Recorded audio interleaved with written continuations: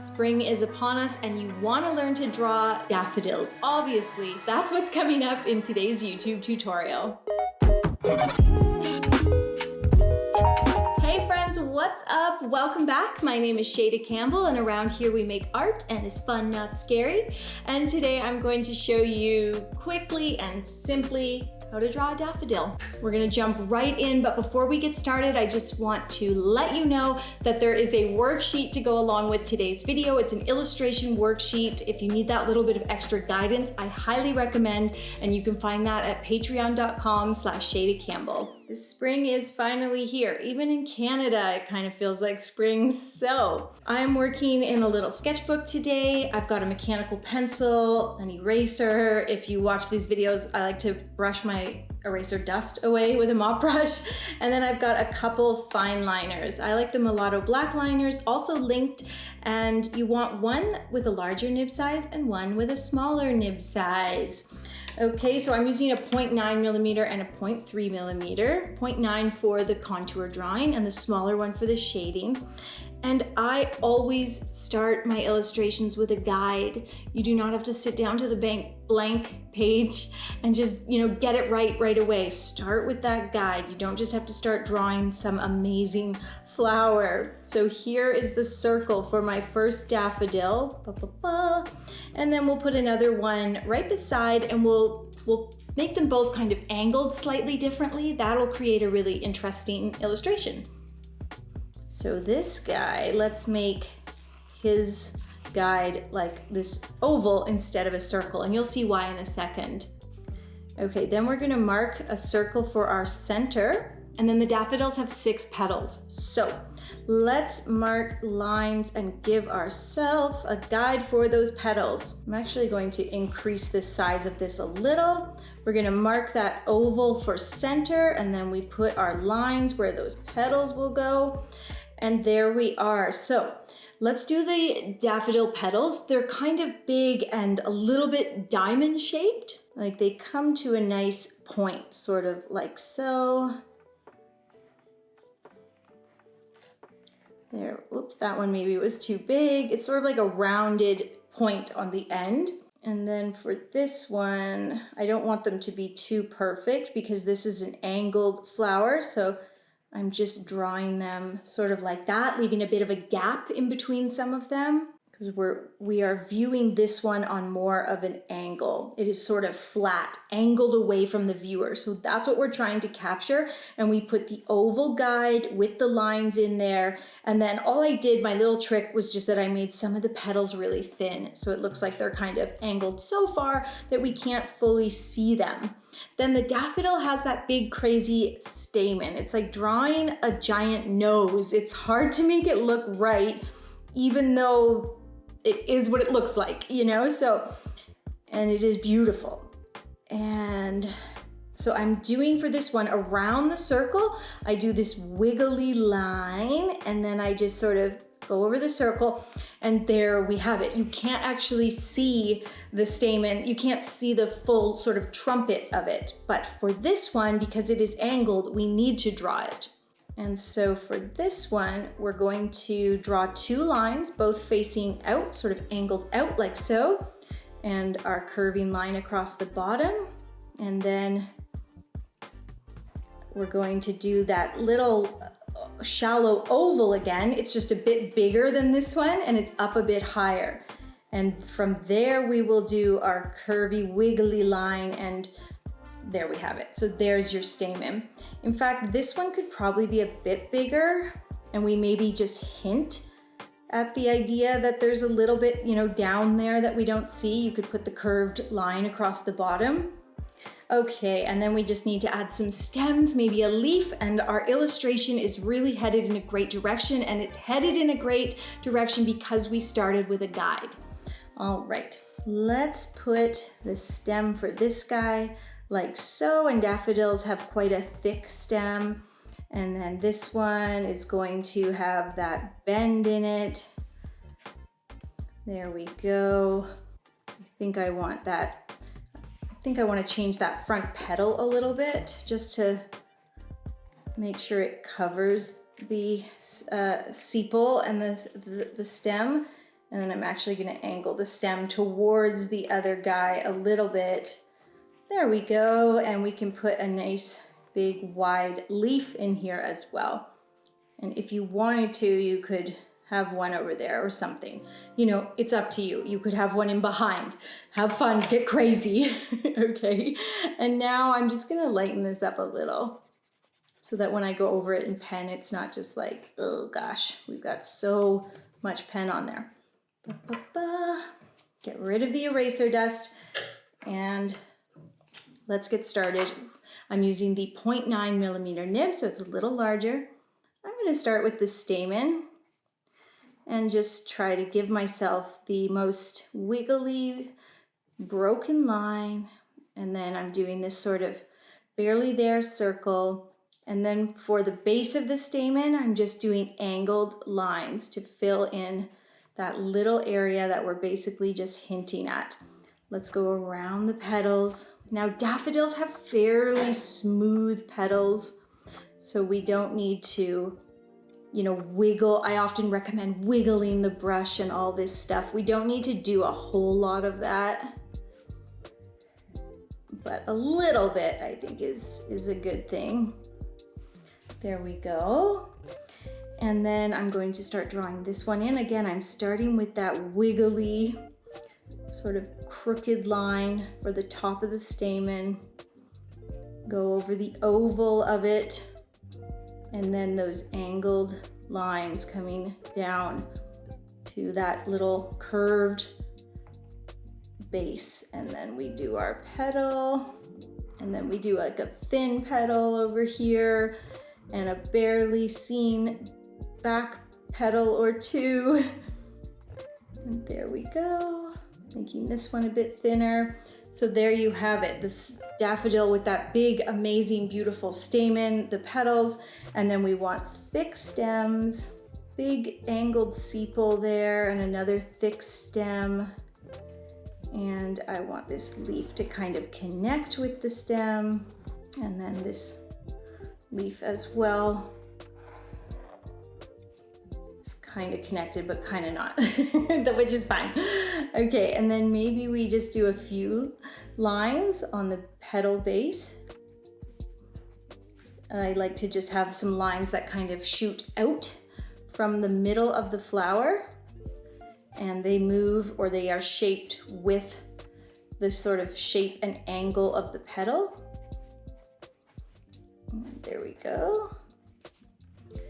You don't need a lot, just a couple, and we can do more with our other pen. I like to put a line on the leaves, something like that, maybe even a couple more. I just find that gives a wonderful texture and movement to the leaf. I'm also putting some lines on our stems, and that means if your stem wasn't like quite thick enough, you can kind of change where the sides are, so that's always helpful. Okay, and then I need to get rid of all my pencil lines, but I just like to give it like a moment so I don't get any little smears or anything like that. Usually doesn't happen, but sometimes it does. So have a sip of your tea and give it a moment. I'm not a good waiter, not good at waiting. Eraser. All those guidelines and pencil sketchy lines, get rid of them, and you can finally kind of see what you're actually working with. I find it's very hard to shade a drawing when you still have this sketchy sort of pencil bits on there. Covered in eraser dust, that's fine. Okay, so let's take this smaller fine liner now. You don't need 1,000 different fine liners. You just need, for most sketches, a larger one and a smaller one. And we're going to add some shading, and we can say that most likely the light is coming from above. Now you're the artist, you decide where the light source is, but it's always a good idea to have it come from somewhat above, especially for natural items, because the sun. Am I making sense? You decide on the light source, but the sun is a great light source. So light is coming from above, which means the stem and the sepal, which sit under the flower, are going to be a bit darker. So we're just doing some sketchy lines in here, really centering those sketchy lines at the outer edges of the stem. And we're gonna go all the way down here, just doing sketchy lines. And again, I'm going to add more lines kind of at the base. There we go. And this is just going to not only help give this whole piece a little more dimension and depth, but it's going to really help to show what is leaf and what is flower. So I tend to always do my leaves a little darker, and I'm just going to do the same thing here. Like leaves and stems, I tend to shade more than the flowers, petals, and that's a great way in black and white to show what is leaf and what is flower, and just make the difference there. This leaf is going to be a bit darker at its base where it kind of curves in towards the stem. So let's just do some more like quick little sketchy lines in there, and we can get really quite dark, you know, next to that stem. I'm gonna make it a little darker on the left and the right, just like I did for the stems, just as if the light is kind of coming from above and also directly on. There we go. And we're gonna come over here and do the same thing, just darken this up. You know, with light source, you can get very specific and very careful, or you can just kind of say like, okay, I'm gonna make the left a little lighter and the right a little darker, or vice versa. It doesn't need to be rocket science. Just having some areas that are lighter, especially if you can manage to keep it consistent through the whole piece, is going to go a long, long way. Okay, so remember, the most important thing to remember is you are the artist. You decide where that light source is. So there we go. I think that's looking good. Maybe darken this guy up a little. And now we just need to add a little bit of shading on our petals and stamen, but we don't want to go heavy the way we did on the leaves. So I'm going over some of these lines again. Because I'm using a smaller fine liner, these lines are more delicate. I mean, having a few different size artist fine liners just gives you so much precision. It's a wonderful thing, okay? And so we're just doing these really delicate little lines. And I like to just do some kind of along the length of the petal. It'll give it a beautiful texture without making it appear like too textured or anything like that. It just looks like something found in real life, and that is exactly what we want. There we go. And remember, friends, there is a worksheet if you want extra help illustrating the beautiful spring flower, the daffodil. Head over to patreon.com/Shayda Campbell and you can download that worksheet and enjoy. $3 a month gets you access to all the bonus content. There's bonus content every week. Earlier this week, you know, I gave the April cover page for your journal.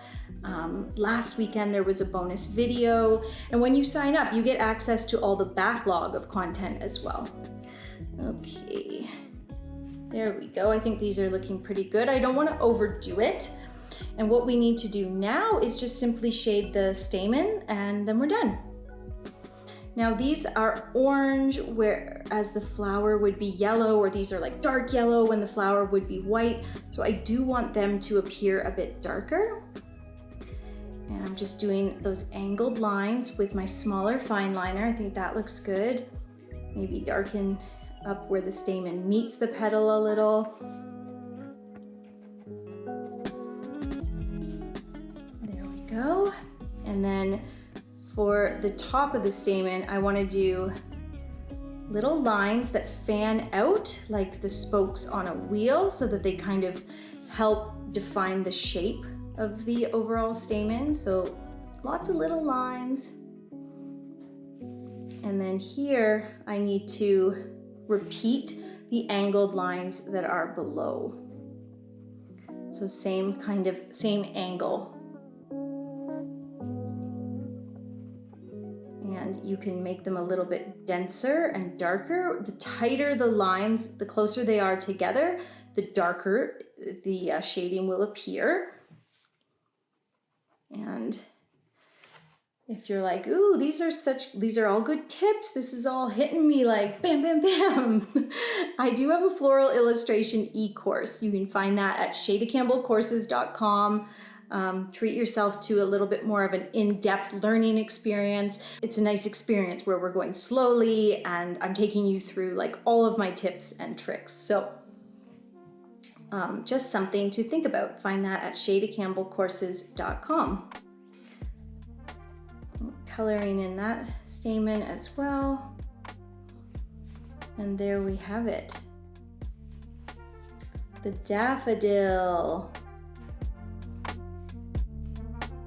I'm super happy with that. You can add a little bit more shading if you feel like anywhere needs to be a little darker. Just decided to do a bit more in here. Darken that stem. Get those leaves super dark. There we go, guys. I love it.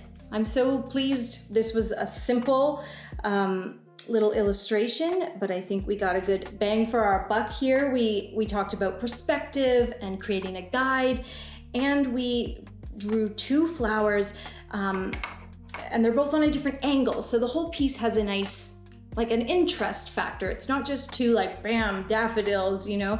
You've created something that looks really natural. There we are. Okay, stop drawing, Shayda. If you know me, I'm gonna spell daffodil wrong too. I always do too much and I always make spelling errors on camera. I think just because I'm like primed to make dumb mistakes because I'm thinking about a million other things. Daffodil. There, little signature, little pa pa pa. It just finishes it off in a nice way. You know what? I'll give you one last tip. Anywhere that a petal sits over top of another petal, that's a good spot to do just a little extra shading because that petal would cast like a natural shadow. So there we go. Those ones could be darker. Okay. Thanks for hanging out, friends. Get that worksheet over on Patreon. Hit that subscribe button for more content like this, and I will see you soon.